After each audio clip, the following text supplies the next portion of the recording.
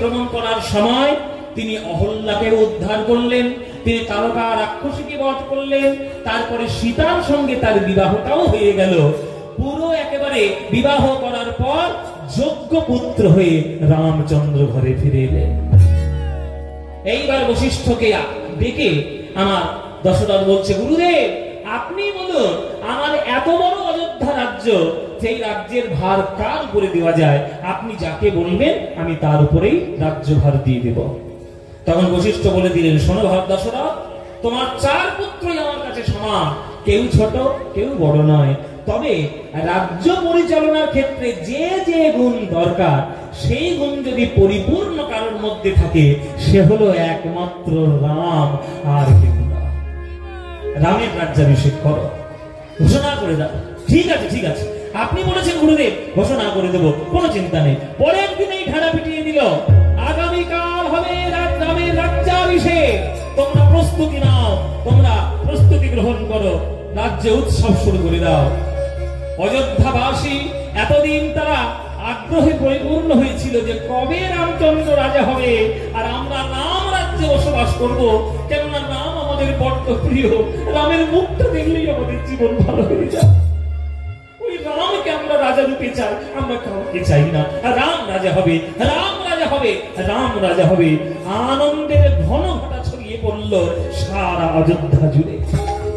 কৌশল্যা সে তো একেবারে আমরা ছেলে রাজা হবে, সরাসরি চলে গেল ঠাকুর ঘরে, ঠাকুরের পুজো দিচ্ছে, প্রভু নারায়ণ আমার ছেলেটাকে তুমি রক্ষা করো, আমার ছেলে যেন অযোধ্যার যোগ্য রাজা হয়ে উঠতে পারে। কেননা ভরত শত্রুঘ্ন তখন ছিল না, তখন তারা মামার বাড়িতে ছিল, ওই জন্য লক্ষণকে তৈরি করছে সুমিত্রা। সুমিত্রা লক্ষণকে বলছে, এই লক্ষণ, রাম হলো তোর দেহ আর তুই হলি রামের ছায়া। দেহ থেকে ছায়া যেমন আলাদা করা যায় না, রাম থেকে লক্ষণকে কখনো আলাদা করা যাবে না। এমন সেবা করবি, দাদার জীবনকে ভরিয়ে তুলবি, দাদাকে যেন কোন রকম কোনো কষ্ট দিস না, আমি তোকে আশীর্বাদ করি। লক্ষণ প্রস্তুত হচ্ছে।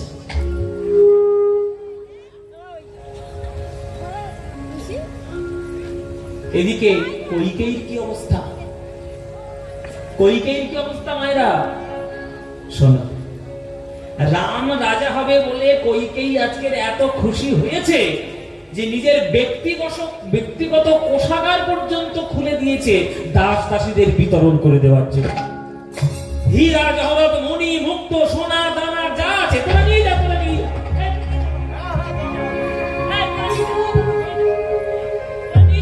আমার রামকে শুধু আশীর্বাদ করে যা, আমার রাম যেন ভালো হয়, আমার রাম যেন সুখে থাকে, আমার রাম যেন মানুষের মতো মানুষ হয়। তোমরা জেনে নাও মায়েরা, রামের মতো কইকেয়ীর মতো মা রামের জীবনে আসেনি। হতে পারে সে সৎ মা, কিন্তু তোমরা জেনে রেখে দাও, যতদিন না সে রামের শত্রু হয়নি ততদিন কইকেয়ীর মতো রামের মা আর কেউ হতে পারেনি। এমন কইকেয়ী রামকে ভালোবাসত, সব থেকে বেশি ভালোবাসত কইকেয়ী। এমন কৌশল্যাও এত ভালোবাসতে পারত না যতটা কইকেয়ী ভালোবাসত রামকে। কিন্তু গ্রহের ফের কখন হবে, কখন গ্রহ ঘুরে যাবে কেউ বলতে পারে না। কেননা এই কইকেয়ীর একটা দাসী ছিল, তার নাম হচ্ছে মন্থরা। কইকেয়ী এত খুশি হয়েছে রাম রাজা হবে বলে, আর এই মন্থরা হচ্ছে ছোটবেলার দাসী, তো ওই দাসী হওয়ার জন্য আজকে সব থেকে দামি রত্ন মালাটা তার গলায় খুলে পরিয়ে দিলেন ওই মন্থরার গলায়।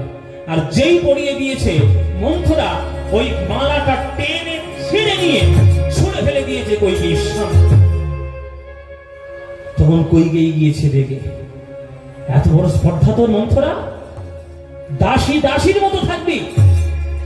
ছোটবেলা থেকে তুই মানুষ করেছিস, তাই তোর প্রতি একটা সম্মান আমার আছে বটে, তাই বলে তুই দাসী হয়ে তোর এত বড় সাহস, আমার দেওয়া রত্নমালা তুই আমার চোখের সামনে টেনে ছুঁড়ে ফেলে দিলি? তোর এত বড় স্পর্ধা কে দিয়েছে? জিভ টেনে তোর উপরে ফেলবো আমি ছোটবেলা থেকেই দেখছি রামের যখনই কোন একটা ভালো কাজ করতে যাই তোর গাছের বিড় করে জ্বলে ওঠে। কেন রে? আমার রাম তোর কি ক্ষতি করেছে? তখন মন্থরা বলছে, শোনো বাবু, তোমার ছেলে রাজা হবে না রাম রাজা হবে তাতে আমার কি, আমি হলাম একটা দাসী, ফেলো করি মাথা তেল, আমি কি তোমার পর? তোমার বর আমায় টাকা পয়সা দেয়, ওই জন্য তোমার পায়ে আমি এসে তেল মাখাই। তোমার বাবা আমাকে টাকা পয়সা দেয়, ওই জন্য আমি তোমার পায়ে তেল মাখাই। কালকে যদি দশরথ আমায় পয়সা দেয় কৌশল্যার পায়ে তেল মাখাতে, আমি কৌশল্যার পায়ে তেল মাখাবো। কেন? আমার দাসী বৃত্তি করা কাজ, যে পয়সা দেবে তার কাছে গিয়ে তেল মাখাবো। কিন্তু আমি দাসী হলাম কইকেয়ী, কিন্তু তুমি দাসী নও, তুমি হলে কেকয় রাজার কন্যা, তোমার নাম হলো কইকেয়ী। আজ রাম রাজা নেই, তাই কৌশল্যা কিচ্ছু বলছে না। কালকে যেই রাম রাজা হয়ে যাবে, ওই কৌশল্যাই তোমার সতীন হয়ে বলবে, কিরে আমার ছেলে তো রাজা হয়ে গেল, আমার পায়ে এবার তেল মাখা। তখন ভালো লাগবে? সতীনের পায়ে তেল মাখাতে ভালো লাগবে? দেখুন মায়েরা, কেমন করে বিষ ঢোকাতে হয়, কেমন করে বিষ ঢোকাতে হয়। দেখো, আগেকার দিনে একটাই মন্থরা ছিল, তাতে রামায়ণ হয়ে গেল। আর এখন তো ঘরে ঘরে মন্থরার চাষ হয়, ঘরে ঘরে তো মন্থরার চাষ হচ্ছে। আর চাষের বীজ ধানগুলো কোথায় পাওয়া যায়? বীজ ধান পাওয়া যায় সিরিয়াল গুলোর থেকে। সব কটা বীজ ধান সাপ্লাই করে। শাশুড়ির খাবারে বিষ মাখাবে কি করে, বৌমাকে গলা টিপে মারবে কি করে, আর নায়ককে ধরে ধরে 10টা বিয়ে দেবে কি করে, সব বীজ ধান পাওয়া যায়। একটা মন্থরার জন্য রামায়ণ হয়ে গেল। এখন তো ঘরে ঘরে রামায়ণ। এমন বিষ এবং কুমন্ত্রণা কইকেয়ীর কানের মধ্যে প্রবেশ করাতে থাকলো যে রাম তার পরম প্রিয় পুত্র ছিল, সেই রাম হয়ে গেল কইকেয়ীর কাছে চরম শত্রু। গোসা ঘরে গিয়ে খিল দিয়ে চুপচাপ বসে রয়েছে। দশরথ এসে বলছে, কইকেয়ী আমার রাম রাজা হবে, তুমি খুশি হও?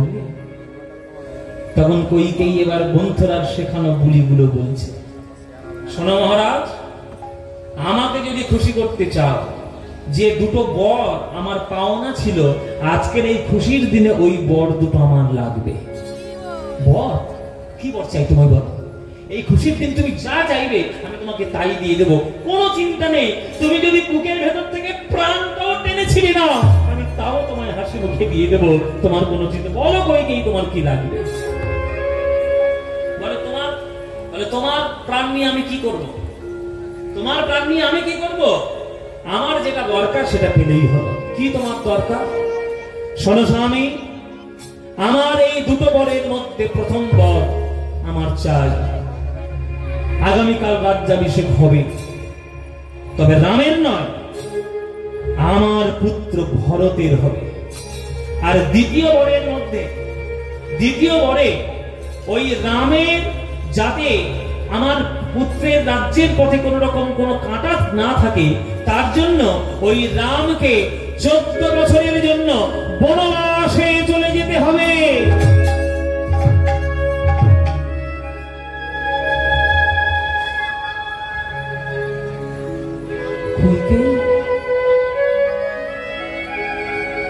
তুমি কি বললে?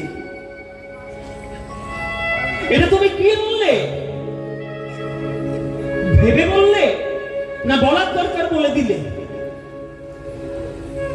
তোমার পুত্র ভরতের রাজ্য দরকার, আমার আপত্তি নেই। আমার 4টে পুত্র আমার কাছে সমান, যে রাজ্য চাইবে তাকেই দিয়ে দেব।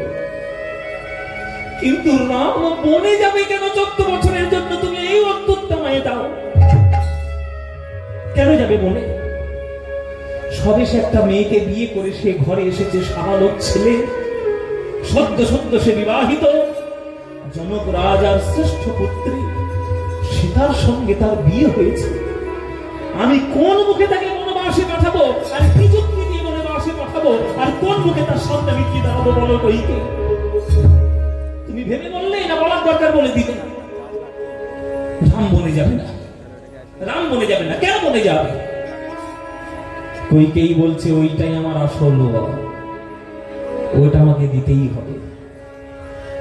তাহলে বলো, তুমি যদি আমায় দিতে না পারো, তাহলে বলো, সূর্য বংশের লোকেরা কথা দিয়ে কথা রাখে না। আমার কাছে বলো, তোমার যে গৌরব ছিল এতদিন, যে কথা দিলে তোমরা কথা রাখো, তাহলে কথা রাখতে পারো না, বলো। दशरथ बोलছে কইকেয়ী বংশের দোহাই দেবে না। रघुकुल रीत सदा चली आई, प्राण जाए पर बचन न जाए।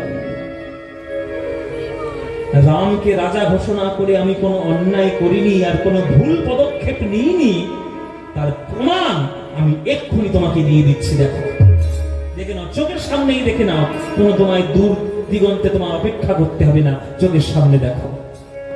রাম রাম রাম বাবা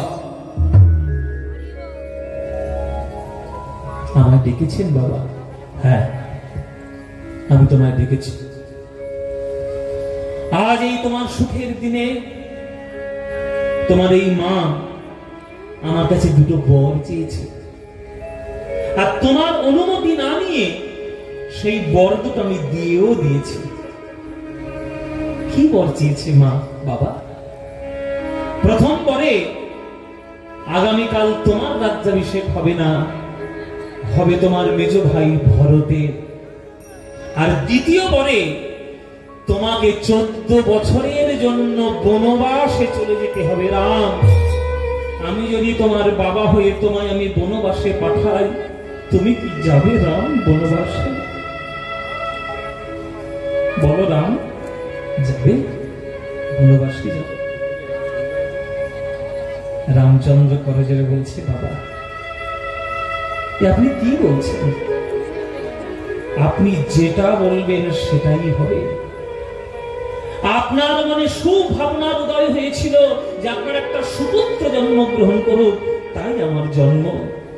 আমার বাবার আজ্ঞাই আমার জীবনের মূল লক্ষ্য। আপনি যদি বলেন আমাকে সিংহাসনে বসতে, আমি সিংহাসনেই বসবো। আর আপনি যদি বলেন 14 বছরের জন্য বনবাসে, আমি বনবাসেই যাব বাবা। আপনার আজ্ঞাই আমার শিরোধার্য। আমার তো চতুর্দিক থেকে মঙ্গল হয়ে গেল বাবা। এমন মঙ্গল আমার জীবনে আসবে এ তো আমি কল্পনাই করতে পারিনি। কিসের মঙ্গল তুমি খুঁজে পেলে রাম? মঙ্গল নয়, মায়ের ইচ্ছা পূরণ, বাবার সত্য ফলন, ভাইকে রাজ্য প্রদান, আর জঙ্গলে গিয়ে ঋষিদের চরণ সেবা করা।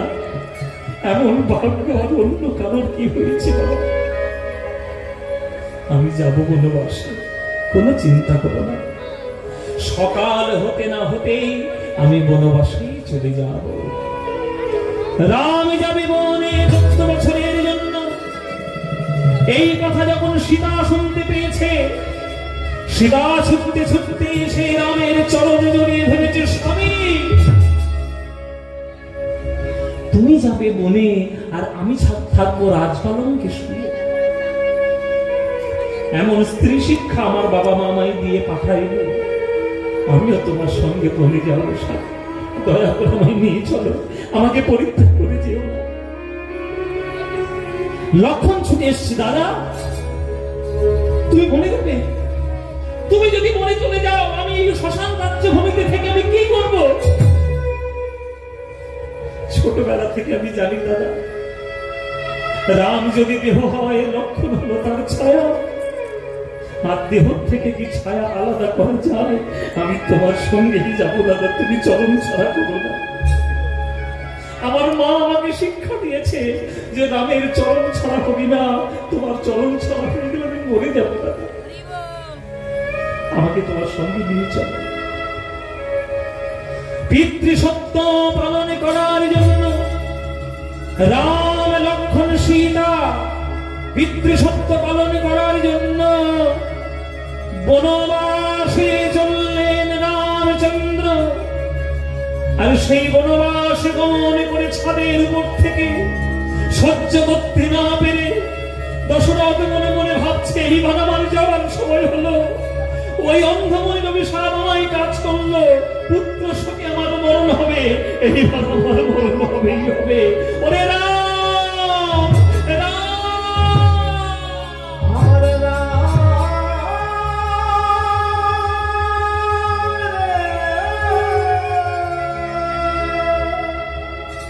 মৃত্যুবরণ করলেন দশরথ। পুত্র শোক সহ্য হলো না। চিরকাল মায়েরা ছেলেকে কত ভালোবাসে তার উদাহরণ রয়েছে, কিন্তু বাবা সন্তানকে কতটা ভালোবাসতে পারে দশরথকে দেখে যুবক শিখবে। ছেলের দুঃখে, ছেলের শোকে, ছেলের ভালোবাসার টানে পিতা দশরথ মৃত্যুবরণ করল। তখন ভরত বাড়িতে ছিল না, মামার বাড়িতে ছিল। বাড়িতে কোনো বিপদ হয়েছে শুনে সে তাড়াতাড়ি মামার বাড়ি পরিত্যাগ করে বাড়ি চলে এলো। দেখছে রাজ্যটা যেন শ্মশান ভূমির মতো খাঁ খাঁ করছে, কোনো আনন্দ কলরব কিচ্ছু নেই। এ কি হলো আমার বাড়ি? এ কি করেছে? কে করেছে আমার এই বাড়ির দশা? কার এত বড় স্পর্ধা? অযোধ্যাবাসী আঙুল তুলে বলছে, নাটক করো না ভরত, তোমার মাকে গিয়ে জিজ্ঞেস করো। ওই এক মেয়ে হতে পুরো এই রাজ্যটা সর্বনাশ নেমে এসছে। যাও মাকে গিয়ে জিজ্ঞেস করো। মা, তুমি করেছো এই কাজ? তুমি করেছো এই কাজ? তোমার পুত্র বলে পরিচয় দিতে আজকে আমার ঘেন্না হচ্ছে লোকের কাছে। তোমার যদি মনের মধ্যে এই ইচ্ছে ছিল তাহলে গর্ভের মধ্যেই আমাকে মেরে ফেলনি কেন? তাহলে এই বদনামের ভাগী আজ হতে হতো না যে ওই অপরাধিনী ওই পুত্র হচ্ছে ভরত। গুরুজন যদি করে অপরাধ, পুত্র করে তার প্রায়শ্চিত্ত। তুমি করেছ অপরাধ, আমি করব প্রায়শ্চিত্ত। যে রামকে তুমি সোনার সিংহাসন থেকে বঞ্চিত করে দিয়েছ, সেই রামকে আমি টেনে নিয়ে আসবো সিংহাসন। দল বল সৈন্য সামন্ত নিয়ে ছুটল ভরত ত্রিকূট পর্বতের কাছে, রামচন্দ্রের কাছে। রামচন্দ্রের চরণে আছাড় খেয়ে পড়েছে ভরত। দাদা, তুমি কি ভাবলে তোমাকে আমি ষড়যন্ত্র করে সরিয়ে দিয়েছি? এই ভাবনা করার আগে আমার যেন মাথায় বাজ পড়ে আমি মরে যাই দাদা। তোমার দুটো পায়ে পড়ে তুমি ফিরে চলো দাদা, নইলে আমি সারা জীবন বদনামের ভাগী হয়ে থাকি, কলঙ্কের ভাগী হয়ে থাকি। ভরত রে, এত বড় রাজ্য পাওয়ার পরেও তুই সেই রাজ্য আমার চরণে ফেরত দিতে এসেছিস। এমন একটা ভাই আমার আছে, এইটা ভাবতেই তোমার মুখটা গর্বে ভরে উঠছে।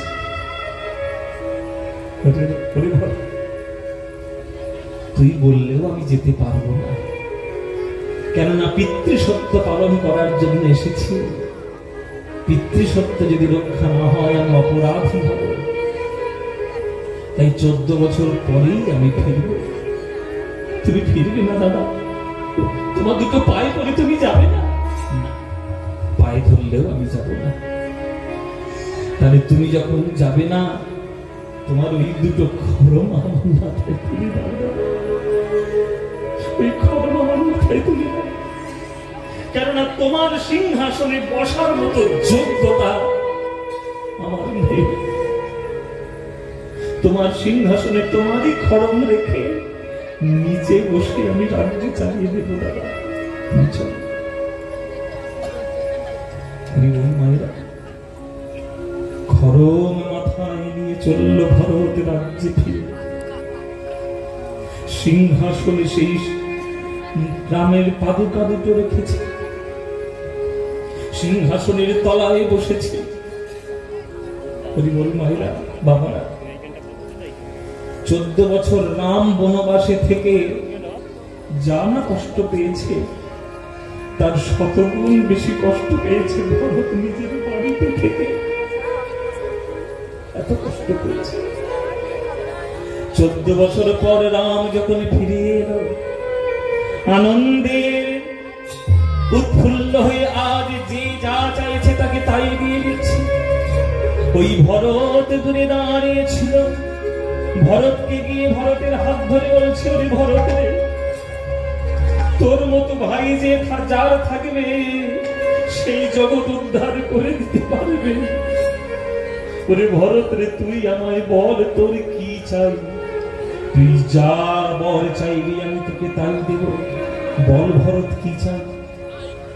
তখন ভরত রামচন্দ্রের চরণে জড়িয়ে ধরেছে, বলছি বলো দাদা, আমি যেটা চাইবো সেটাই আমায় দেবে, তুমি আমায় ঠকাবে না। কি বলছিস ভাই, তোকে আমি ঠকাবো? বল তুমি কি চাও। দাদা গো, 14 বছর আগে যখন আমি তোমায় ফিরিয়ে আনতে গেছিলাম, ছোট ভাই বলে তুমি আমায় বিদায় দিয়ে দিলে। আর এই 14 বছরে তোমার কত নতুন নতুন বন্ধু হয়েছে।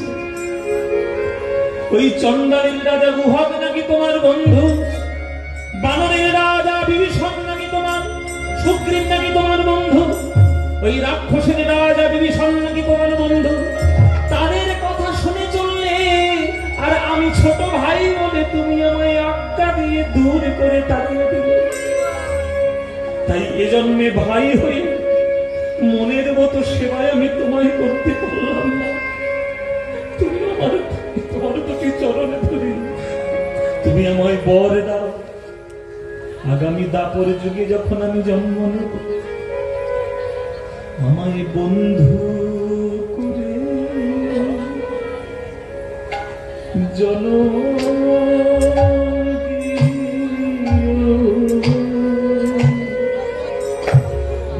বন্ধু করে।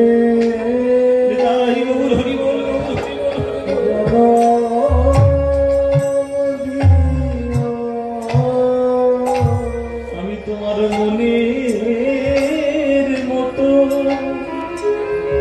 মনের মতো সেবা করব, আমায় বন্ধু করে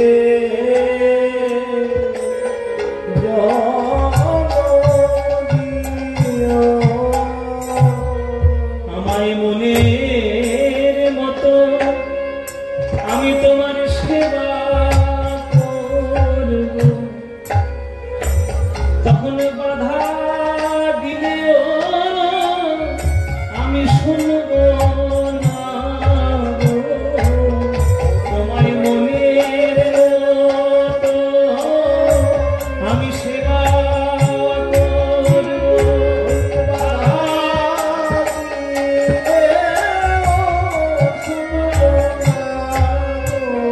তোমার কাঁধে চড়ব, আর কাঁধে করব,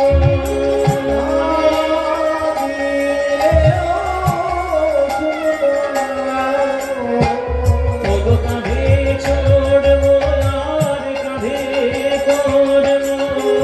বাধা দিলেও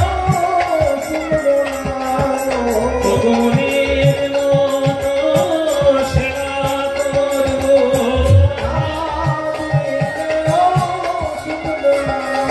ওই ধুলায় গড়া গরিব মুখে হরি হরি হরি মনে মনের মতো সেবা করব।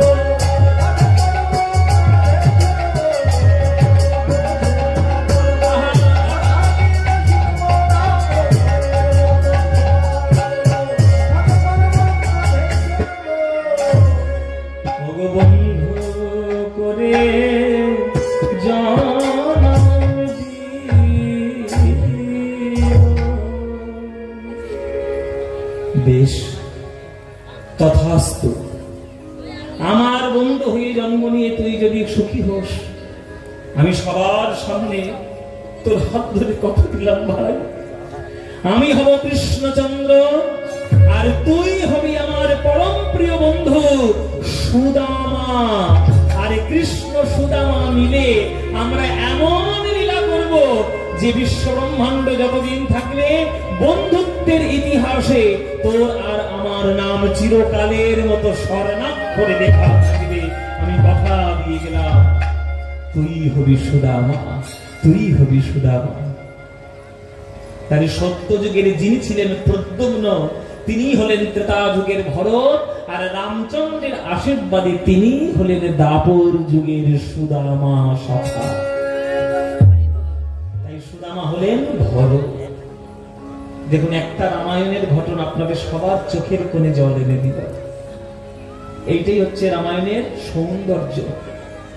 ভারতবর্ষ চিরকাল মাথা উঁচু করে থাকবে এই রামায়ণের জন্য।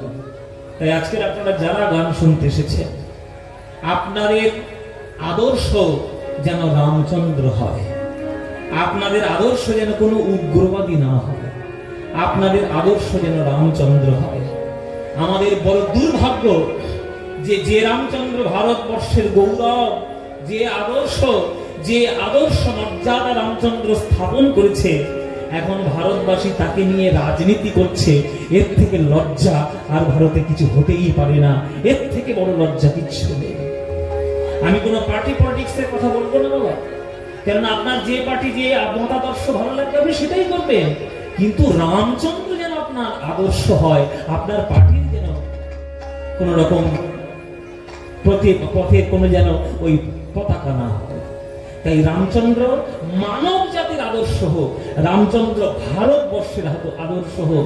কি করে মাকে সম্মান করবে, কি করে বাবাকে সম্মান করবে, কি করে স্ত্রীকে সম্মান করবে, কি করে ভাইকে ভালোবাসবে, এই প্রত্যেকটা মানব জাতির বৈশিষ্ট্য যেন রামচন্দ্রের দ্বারা আপনার জীবনে প্রতিষ্ঠা হয়।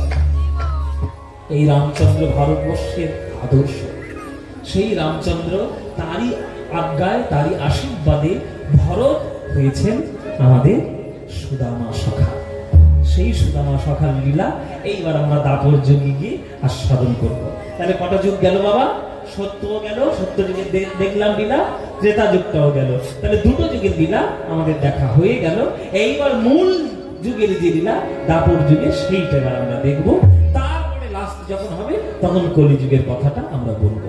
আগে দাপর যুগের কথা এবার হোক। তা রামচন্দ্রের লীলা যখন গাইলাম, রামচন্দ্রের রামায়ণের কাহিনী যখন একটু বললাম, আর রামচন্দ্রের আশীর্বাদ নিয়ে ভরত যখন সুদামা হলোই, তাহলে চলুন না এবার বৃন্দাবনে যখন যাব তখন একটা রামচন্দ্রের ভজন গাইতে গাইতে যাব।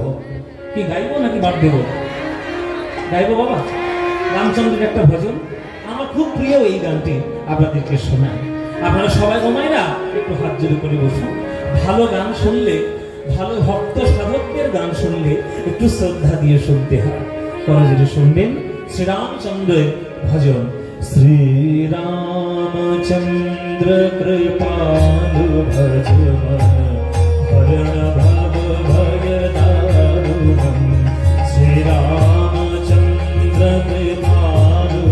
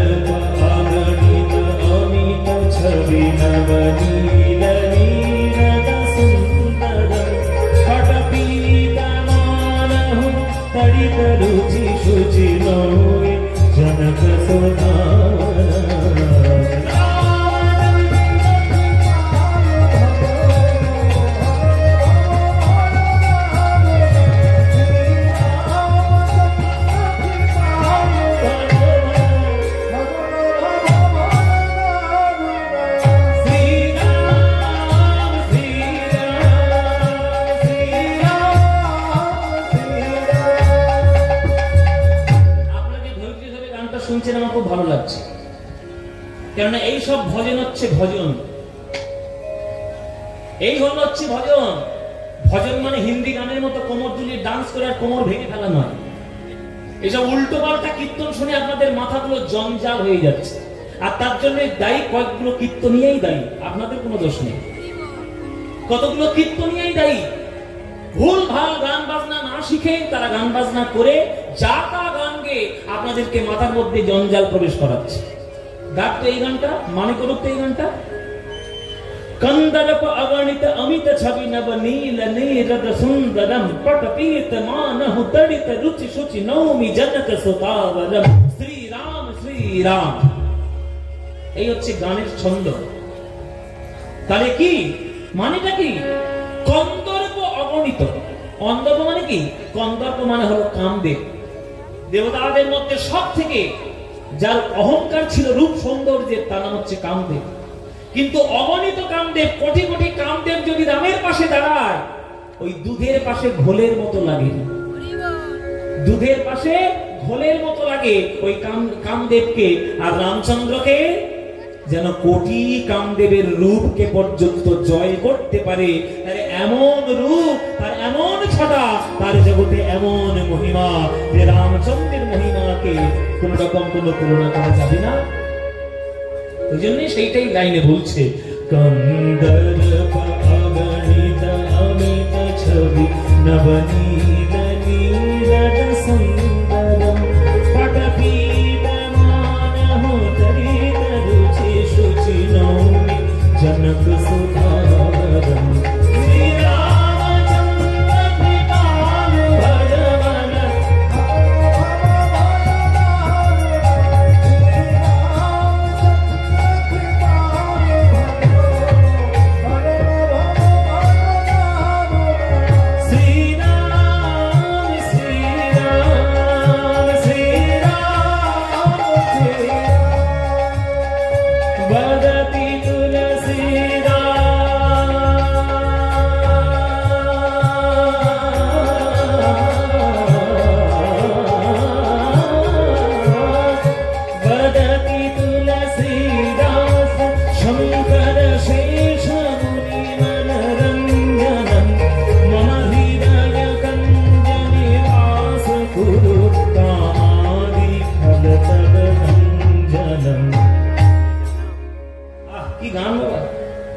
এই গানটা সৃষ্টি করেছেন লতা মঙ্গেশকর, আমাদের ভারতবর্ষের মা সরস্বতী। ওনার কণ্ঠেই বিখ্যাত হয়েছে এই গান। বলছে ইতি